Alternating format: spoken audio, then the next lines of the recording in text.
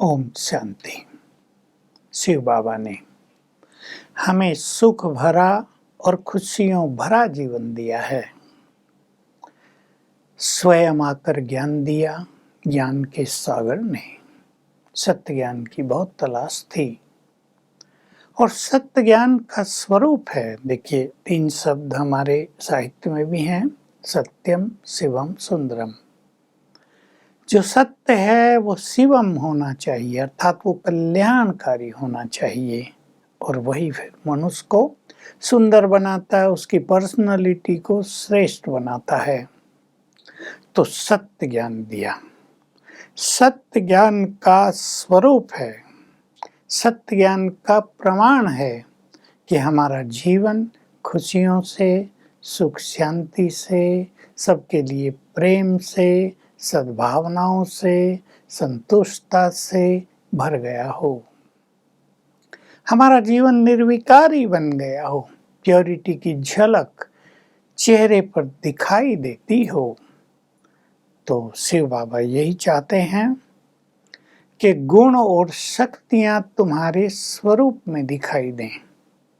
मान लो कोई व्यक्ति लंबे समय से ज्ञान योग के पथ पर भी चल रहा है, लेकिन उसके चेहरे पे उदासी है, उसके चेहरे पे तनाव है, खुशी नहीं है, अशांत हो जाते हैं, क्रोध आ जाता है, स्थिति बिगड़ जाती है, तो उसको सच्चा ज्ञानी भी तो नहीं कहेंगे। संसार में ज्ञानी लोग बहुत होते हैं, विद्वान हुए अब तक, लेकिन योगी बहुत कम हुए, क्योंकि योग से ही शक्ति मिलती है और शक्तियों से ही ज्ञान की धारणा जीवन में होती है। अगर योग अच्छा नहीं, योग माना परमात्मा से कनेक्शन, योग ये एक्सरसाइज वाला योग नहीं, तो परमात्मा से कनेक्शन हो जाए तो उसकी शांति हम में आने लगती है। वो प्यार का सागर है, हमारे चित्त में भी सबके लिए प्यार भर जाता है। वसुधैव कुटुंबकम की भावना इसलिए आ जाती है कि सभी आत्माएं हैं और सब भगवान के बच्चे हैं, तो सब हमारा परिवार है। सुख का सागर है, वो उससे संबंध होने से जीवन सुखों से भरपूर हो जाता है। सर्वशक्तिवान है तो विकारों को जीतने की शक्तियां आ जाती हैं। तो योग अच्छा होता है तो हमारी धारणाएं भी सहज हो जाती हैं और वो हमारे चेहरों से दिखाई देती हैं। हमें ये ख्याल रखना है, वो धारणाएं हमारे चेहरों से दिखाई देनी चाहिए। खुशी की झलक, हमें भगवान मिल गए, इसका ईश्वरीय नशा और खुशी हमारे चेहरे से दिखाई दे, निश्चिंतता हमारे चेहरे से दिखाई दे, सहज भाव हमारे चेहरे से दिखाई दे। तो कुछ गुणों पर हम ध्यान दें, 5-7 गुण यदि हम ले लें जीवन में, उन पे ध्यान दें, उनको अपनाने का, तो बाकी सब गुण उनके पीछे पीछे स्वतः ही जीवन में आ जाते हैं। जैसे संतुष्टता, कितने गुण आएंगे, इच्छाएं खत्म होंगी, थोड़ा वैराग भी रहेगा, उपरामता भी रहेगी, तृप्तता का अनुभव होगा, सरलता, सहज भाव से जीवन जीना और बहुत खुशी से रहना, खुशी किसी भी तरह से कम न हो, हमारी कामनाएं बहुत कम होकर सद्भावनाओं में, शुभ भावनाओं में हमारा मन लग जाए, सबके लिए प्रेम और सद्भावनाएं जीवन में धारण हो जाएं, ये हमारे चेहरों से दिखाई देगी। हमारी निरहंकारिता, हमारा सुख, हमारी शांति, ये हमारे चेहरों से दिखाई दे। हमें भगवान मिल गया, संतुष्ट हुए। यदि भगवान मिलने के बाद भी इच्छाओं के पीछे हम भाग रहे हैं या बहुत धनवान बनने के स्वप्न देख रहे हैं, तो न वो मिलेगा न वो, फायदा कुछ नहीं होगा। या एक मिलेगा, धन बढ़ जाएगा तो बाबा से एकाग्रता टूटने लगेगी। तो हम अपने जीवन को ऐसा बनाएं कि ये सब चीजें हमारे व्यवहार से भी झलकें, हमारे चेहरों से भी झलकें, और इन सब का जो बीज है प्योरिटी, वो हमारे चेहरे पे दिखाई देना ही चाहिए। हमारा चेहरा देखिए, खुशनुमा चेहरा अलग चीज़ है, शांतमय चेहरा अलग चीज़ है, लेकिन प्योरिटी का तेजमय चेहरा वो अलग ही चीज़ होती है। तो ये हमारे जीवन से दिखाई देगा, तब अनेक आत्माएँ अट्रैक्ट होंगी। इसको बाबा ने कहा तुम आकर्षण मूर्त बन जाएंगे।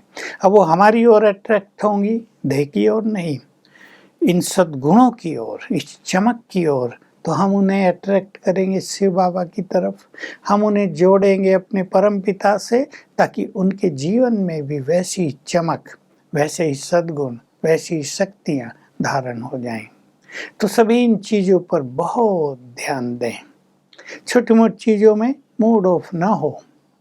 इसके लिए ज्ञान का बहुत अच्छा चिंतन भी जरूरी है, और उन धारणाओं पे दृढ़ता पूर्वक ध्यान देना भी बहुत जरूरी है।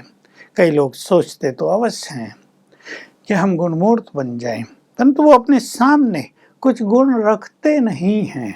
कुछ गुण, 5 गुण आप ले लें कोई भी, उनको अपने ख्यालों में रखें कि मुझे सहज भाव से काम करना है, या मुझे संतुष्ट रहना है, या मुझे अपनी खुशी नहीं खोनी है। जो चीज़ मुझे मिल गई उसकी खुशी और उसके आनंद में रहना है। जो नहीं मिल रहा है उसकी परेशानियों में मुझे जीना नहीं है। तो अगर हम ये लक्ष्य बना लेते हैं कुछ धारणाओं को अपनाने का, उन पे हमारा अटेंशन रहता है, तो दैवी गुणों की धारणा तो सहज हो जाती है। बात अटेंशन की है और स्व परिवर्तन के दृढ़ संकल्प की होती है, क्योंकि हम आदिकाल में सर्वगुण संपन्न थे ना, हमें इस महिमा का ज्ञान है। उसके बीज हमारे अंदर अभी भी पड़े हुए हैं, वो सब मर्ज रूप में हमारे अंदर हैं। हम यदि 5 स्वरूपों का अभ्यास करते हैं, यदि हम अपने को किसी एक गुण से सजाना चाहते हैं, तो बीज अंकुरित होने लगते हैं, वो मर्ज चीज़ें इमर्ज होने लगती हैं, और सहज हो जाता है सद्गुणों को धारण करना। मान लो आप सोच लें कि मुझे संतुष्ट रहना है, कुछ मिले ना मिले, जैसी जगह मिले, जो खाने को मिले, कोई चीज़ बाजार में लेने गए, ठीक मिली नहीं मिली, दूसरों को अच्छी मिल गई, मुझे संतुष्ट रहना है। तो बहुत बड़ा फर्क पड़ जाएगा इस एक संकल्प से, क्योंकि हमें ये भूलना नहीं चाहिए कि हमारे संकल्पों में ही बहुत बड़ी ताकत है, या यूं कहें संकल्पों में ही संसार की सबसे बड़ी ताकत है। ऐसे भी कहें कि संकल्प से ही हमारी शक्तियों की अभिव्यक्ति होती है, वो दिखती हैं दूसरों को। तो हमारे संकल्प स्व परिवर्तन के हों, कुछ चीज़ों को धारण करने के हों। भाई मुझे सहज भाव से रहना है, कुछ भी हो जाए, मुझे जल्दीबाजी में नहीं आना है, मुझे अपने मन को तेज गति से नहीं दौड़ा देना है, मुझे ऐसा योग युक्त रहना है कि काम भी हम सब करें, लेकिन हम साथ साथ सहज भाव से भी रहें। तो ये गुण युक्त जीवन दूसरों को अट्रैक्ट करता है, और हमारा गुणों से भरा हुआ जीवन दूसरों को भी गुणवान बनने की प्रेरणा देगा ना। आप एक माँ हैं, आप बहुत सहनशील हैं, आपके बच्चे सीखेंगे अवश्य। भले कोई गुस्सा भी करे, कोई कुछ उल्टा सुल्टा बोले कि माँ तो सहनशील है, लेकिन सहनशीलता को देखकर कुछ बच्चों पर असर अवश्य होगा। आप बहुत खुश रहती हैं, आपके घर में खुशी का माहौल होगा, और सब पर उसका अच्छा प्रभाव पड़ेगा। और थोड़ा भी बोल से आप कहेंगे अरे खुश रहो, छोड़ो इन बातों को, तो लोग खुश रहना सीख जाएंगे। आओ हम सभी गुण युक्त जीवन बनाएं, क्योंकि सर्वगुण संपन्न हमें बनना ही है, और दूसरों को भी बनाना है। जो धारणाएं हमारे अंदर होंगी, जब हम मुख से बोलेंगे, उसका इफेक्ट दूसरों पर बहुत गहरा पड़ेगा, और दूसरे लोग भी उन्हीं धारणाओं को जीवन में अपनाने को सहज अनुभव करेंगे, और यही हमारे ज्ञान और योग का प्रत्यक्ष प्रमाण होगा। ओम शांति।